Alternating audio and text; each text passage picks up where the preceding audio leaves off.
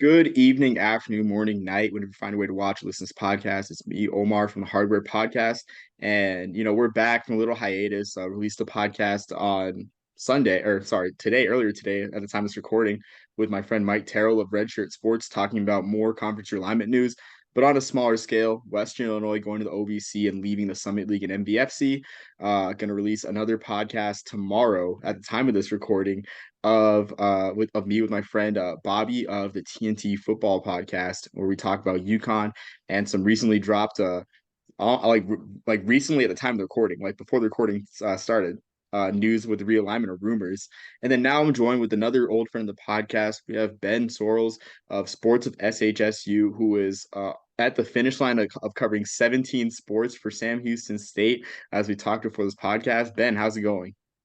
Good, man. School year's wrapping up. All the sports are wrapping up. We really just have baseball, a couple golf things going on. But yeah, excited to talk about this Texas State Sam Houston game in a couple of years and just speak about it a little bit.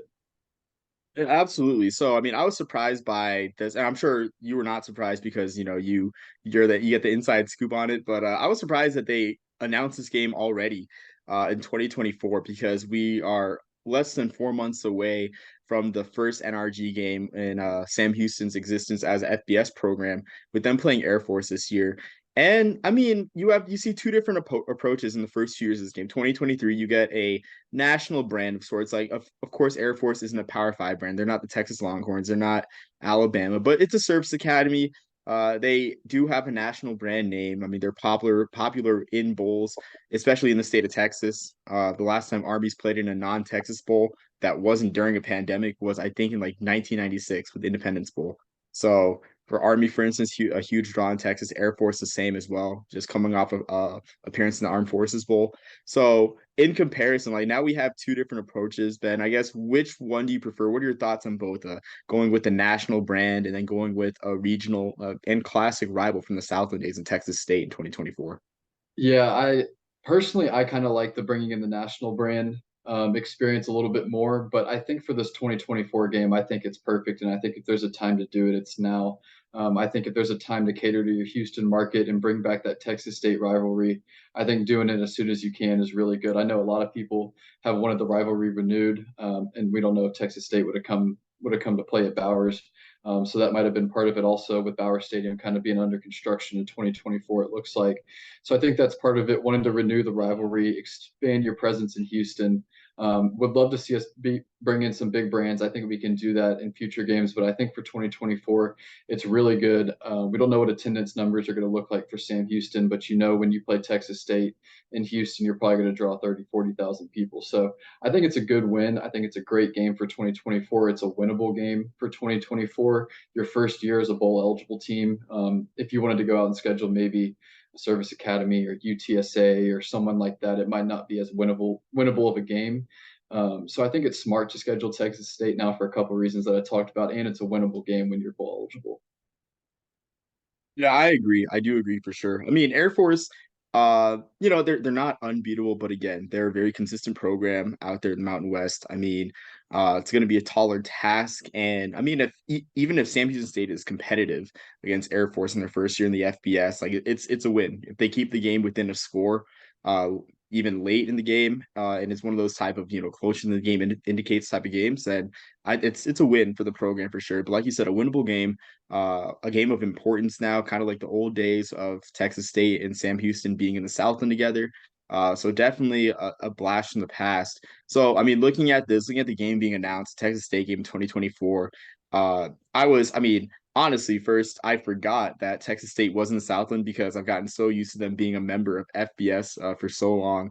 But it's renewal of an old rivalry for sure. I mean, in fact, the last time these teams did meet was 2011 before Texas State entered the WAC. Do you think that the Texas State rivalry will replace the Battle of the Piney Woods sort of in importance for Sam Houston fans and Texas, I guess, and become Texas State's like new biggest rival too on their end?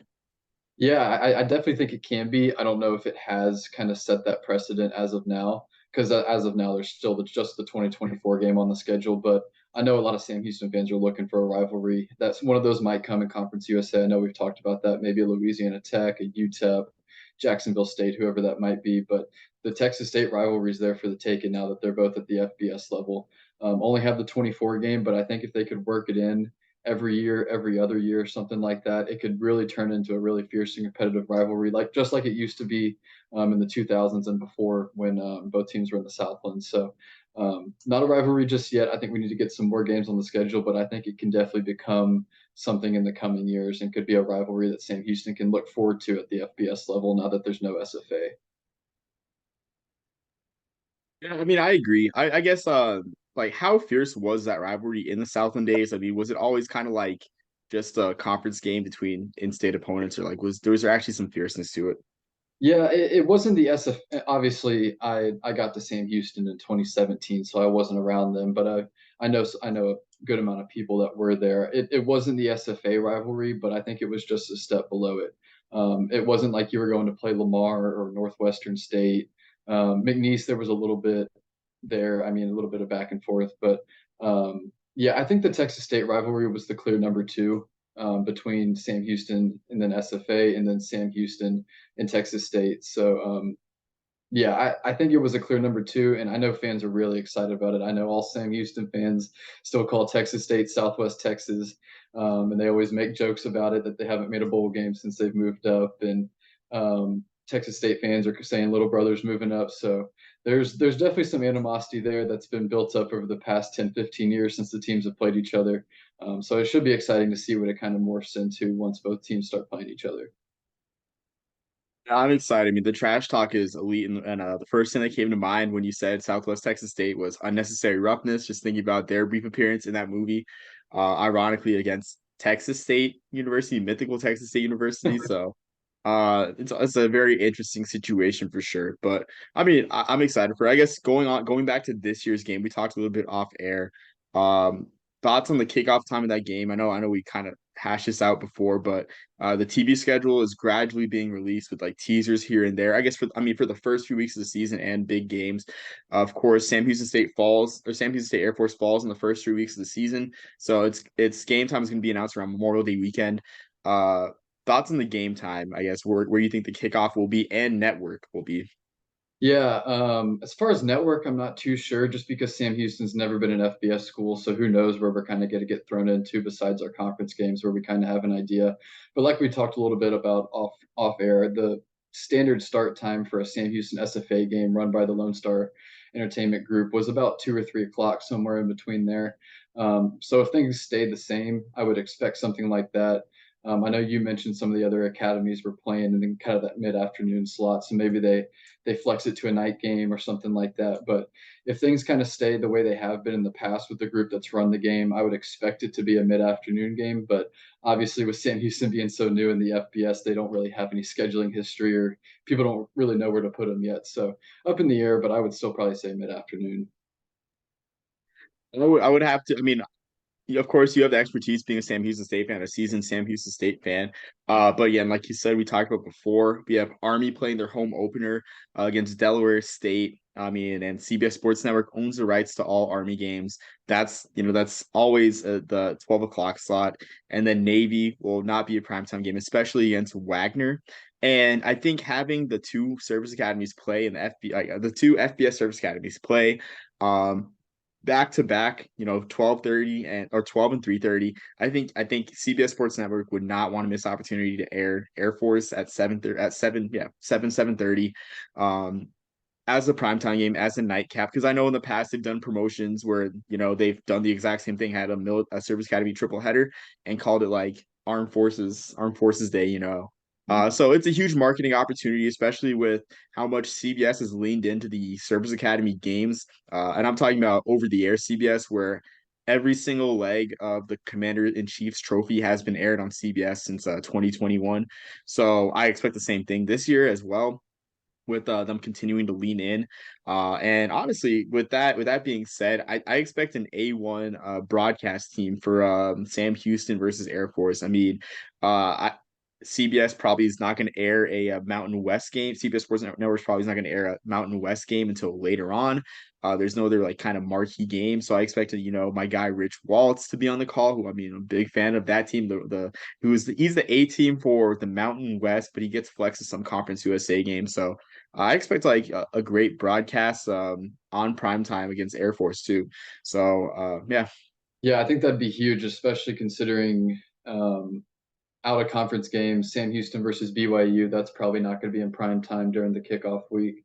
And then Sam Houston versus Houston, that's probably not going to be a prime time game. So if Sam Houston could get in prime time at NRG in downtown Houston against Air Force, I think that would be huge exposure for the brand. And it's a Saturday game, which is big because a lot of people know Conference USA is playing about half of their conference games on a Tuesday, Wednesday, Thursday night. So to get a prime time Saturday game, I think would be huge for our brand if we could get that.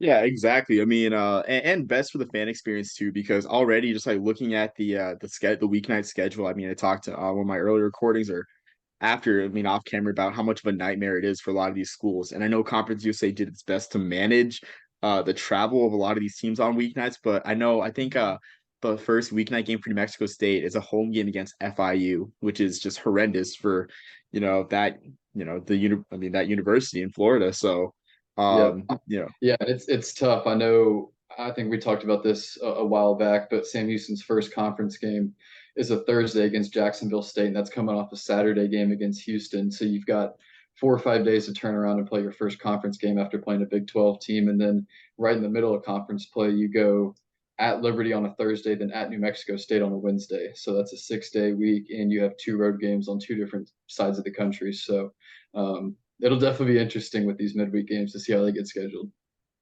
Yeah, 100%. So, I mean, definitely something to watch.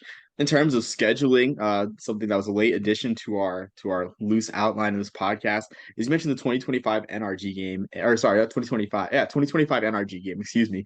And you talked about how how Sam Houston State has the Hawaii exemption for a 13th game, not only a 13th game, which I haven't seen many schools take advantage of the 13th game, but moving games to week 0 and taking advantage of that and the spotlight and just like everything that the week 0 entails, where it's where you have a football hungry America waiting for any matchup placed on any network and just a light slate. And you mentioned the NRG game serving as a kickoff, so I guess I want to know like what the full and like what that idea entails fully.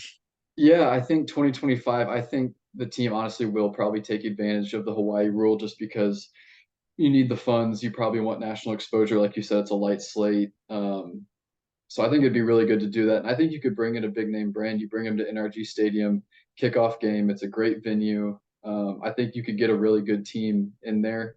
So I think you could maybe, I'm just spitballing here, maybe like a UTSA kind of team to come in, good group of 5 teams. So nothing's for sure, but I know it's kind of been floated around. Nothing for sure, but I think it'd be a really good idea to maybe bring in some more money, get on TV with a light slate, only a couple games. You could probably bring in a big name team possibly. So just something to look out for. I think Sam Houston will take advantage of it. Nothing confirmed there, but it would make sense for them to get some more money and possibly bring in a bigger name team.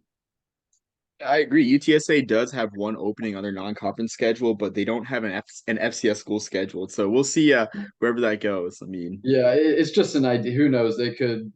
Who knows who they play? They could play, I don't know, Tulane or something like that, maybe. I don't know, just some random G5 kind of team.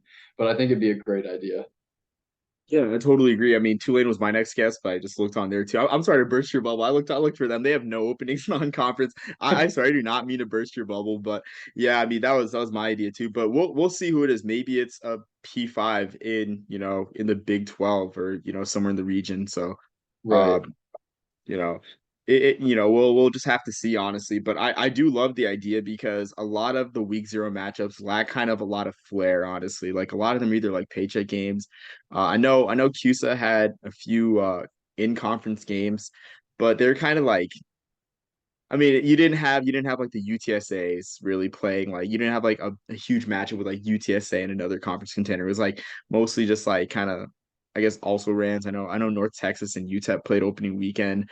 Western Kentucky played, but they played against Austin P, which Austin, I mean the Governors gave them all they can handle, but that could have gone, another way, the other direction. So, I mean, it would be huge for Conference USA's exposure, to be honest with you.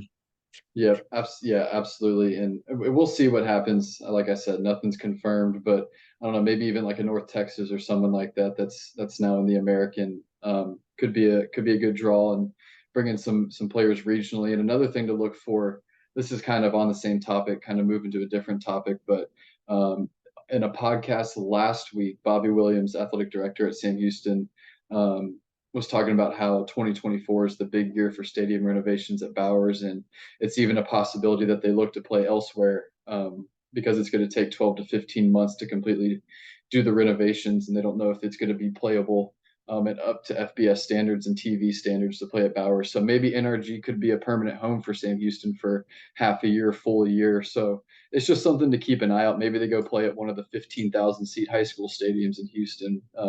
You just never know because it looks like it's going to be 12 to 15 months of renovation, and who knows what that looks like. Obviously, I think they're going to do everything they can to stay at Bowers, but maybe we'll have some more NRG games in 2024. You never know. Yeah, I mean, on that note, you mentioned the high school stadiums. I know the Division III title game in like one of the next couple years is going to be in Humble, Texas, which I mean, it's not Houston, but it's on the outskirts of Houston. For our viewers and listeners that aren't familiar with like Texas geography, And I was which going I to highly say, doubt. the D3 championship for 3 years was played at my high school stadium just north of Houston, which holds about 11,000. I think Mary Hardin Baylor won one, Whitewater won one, and Mount Union won one the 3 years they were there. So that's possibly a stadium that could do it. And then I know Cy-Fair on the northwest side and Katy have stadiums that hold about 15,000 and have suites and everything like that. So we'll see. I think they're going to do everything they can to stay at Bowers, but I think there's options, and NRG could be one of them. Yeah, I agree. I mean, we'll see for sure. I mean, the last thing I think any SHSU fan wants to be is like become like Temple or like USF, where like you play in an NFL stadium regularly. But I mean, it just looks like a day at your local park, just very calm. I mean, no great game day atmosphere. Yeah. Uh, so one more topic that I just thought of that I wanted to ask you. Yesterday we had some minor bowl news. I'm just chomping at the bit for bowl news for the bowl schedule to be released. But we had the Independence Bowl announced that it's a Big 12 time for this year. But I mean, due in part to BYU joining the conference because it was a BYU tie-in in this year, 2023, along with 2025. But now BYU, of course, is no longer independent. They're in the Big 12. So it looks like the 2025 game will be a Conference USA uh, versus a Big 12 matchup. So I guess your thoughts on how big that is for the conference, because I don't think Conference USA will be playing very many Power Five schools in bowls throughout the duration of this next bowl cycle. Yeah, I think it's big. I think anywhere we can get in and get a foothold in is big. Obviously, the conference championship or whoever wins the conference championship has a shot at one of the big bowls, New Year's Six bowls. But anywhere else we can get in, I think will be big. I know some people in the athletic department have talked about wanting to go to Florida or the Bahamas if they can get in, but we'll go. I think they'll go anywhere, and any opportunity that Conference USA has, I think is great. And Sam Houston fans, I think, will take anything for a bowl, especially if it's our first one. And you said it was the Independence Bowl, right? Yeah, the 2025 Independence Bowl is a Yep. Conference USA tie-in, originally against BYU, but now against the Big 12. Yeah, I think that's great. And honestly, and I think going to Florida in the Boca Raton Bowl or Bahamas, you're going to play another really bad, not necessarily really bad school, but school that isn't a Big 12 school. So I think if you can play a Big 12 school, maybe like a Houston or even it could be BYU again, kind of middle of the way, maybe even Kansas, something like that, middle of the way, Big 12 team. I think that'd be really big for us. And like I said, any tie-in we could get, I think, is big for Conference USA, who's trying to get its footing back after losing some schools and adding some FCS schools. I agree. I mean, because who knows what the bowl picture like in general is going to look like, tie-ins, number of bowls, and all. So anytime that you can steal a bowl tie-in against a Power Five conference, it's huge. So I mean, that's just great news for the conference. It's a victory in terms of bowl season. Anyhow you can get it. Yeah. So yeah, just wanted to close on that note. Ben, do you have anything final to add or anything to promote? Uh, Nothing too much. Follow me at Sports of SHSU.